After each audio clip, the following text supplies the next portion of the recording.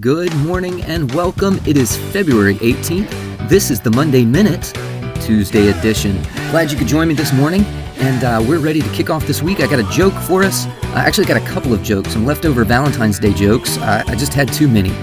Why do melons get married in church? Why do melons have to get married in church? I bet some of you figured it out. Because they can't elope. Can't elope? And what do you call an army of baby cupids? An army of baby cupids is called, of course, an infantry. An infantry? All right, well, here we go. The weekly thought this week is just going to playing off of last week. We talked about how education without Christ is impossible, really. If we're being honest about what education should be about, it's ultimately requires an understanding of Christ and an understanding that all education is really helping students discover that all truth is God's truth. And this is a ministry that is important. As a parent, I need that help. And again, that's why God has instituted the family and the church to function as that ministry. And then also why I'm glad for Eastwood, because Eastwood functions as a ministry of a church, and so comes alongside and helps me to do a better job of helping my kids see that all truth is God's truth. It does mean, of course, that we're going to look different from a lot of other schools, public schools, private schools, and even a lot of Christian schools. And so, unfortunately, I think that sometimes in our hyper-youth-centric culture, what we do looks weird. You know, I often hear, and even have been guilty of thinking, at a real school, fill in the blank, right? That, and what I usually mean is at a school like maybe I went to when I was young, or at a public school or something like that. We tend to think of that as a real school versus what we do at Eastwood. And it's really just a trick of speech that makes us do that, because we ignore what real means in that situation. And as I tell my students all the time, sloppy language makes sloppy thought possible. So ultimately, what does it mean to be a real school? Well, I think at Eastwood, we are intentional about focusing on the education of the whole child, understanding that all truth is God's truth, and the purpose of education is really comes from two Latin words. Education means to lead out. It's exducere, to lead out. And even that idea presupposes that, where a student begins, where every human begins, is unacceptable, that we want to move outside of that. But we live in a world where, more and more the idea is that students are basically good, and that we should just help them become better versions of what's already inside of them, that every feeling and urge and idea they have is good, and we just need to support them in that, and they'll be good people. But we know that is not in accordance with either Scripture or nature. We just don't see that in the real world, and we don't see that in Scripture because it's not true.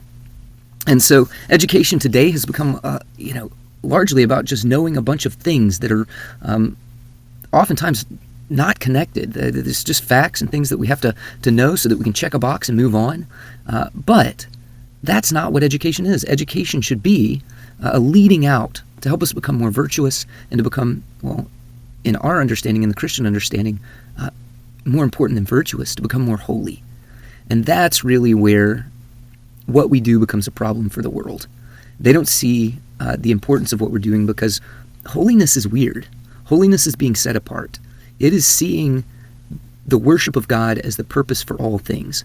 And as long as we pursue this, we are going to be out of step with the world. And you can just think of your Old Testament stories if you want to get a glimpse of this. The children of Israel were always complaining that they wanted to be like the nations around them. They wanted to do the things the nations around them did. They didn't like where God had them. They were discontented. And so they would end up trying to be like those nations, the Babylonians or the Egyptians. And in the end, those nations that they wanted to be like, the kingdoms of this world, as they became like them, they ended up enslaved by those nations. And so as educators, we see ourselves as trying to live out God's purpose, much like the children of Israel, in a world that is the opposite. And if we're not careful, we can pursue the things this world wants, and we can end up enslaved by this world. So our language should always remind us that we are in step with the real, the true, the intended order of creation, that we're going to be out of step with this world, and that's okay. But we are actually in step with what is real and what is true, because we are endeavoring to restore the intended order of creation. And so this week, as you kind of think about that idea of sloppy language making sloppy thought possible, take a moment to think about how something that we do as a school, or maybe even as a family, that you do as a family, sets you apart from the expectations of this world and helps you become a better worshiper of God. So think about that this week. Let me know. I'll still give you a prize if you're one of the first 5 that let me know. And have that conversation, though, this week in the car, around the dinner table, and let me know about it. Moving on, we got events and announcements. Tonight, a big night. We have PTF tonight, 6:30 in the Eastwood Sanctuary. And we especially invite everyone to come out to this one. It's going to be a special PTF. We'll have a special time honoring and remembering Mrs. Linda Jokey, the longtime Eastwood teacher, and just such a great example of that idea of true education. So come on out, enjoy that time tonight at 6:30 at the Eastwood Sanctuary. We'd also like to recognize our math team. Congratulations to our math team, particularly those that went this past weekend to the Auburn University Regional Puzzle Competition. They were against teams from Alabama, Mississippi, Tennessee, all over the place. And Eastwood took 2nd place in the high school division and 3rd place in the middle school division. So congratulations to you guys. Well done.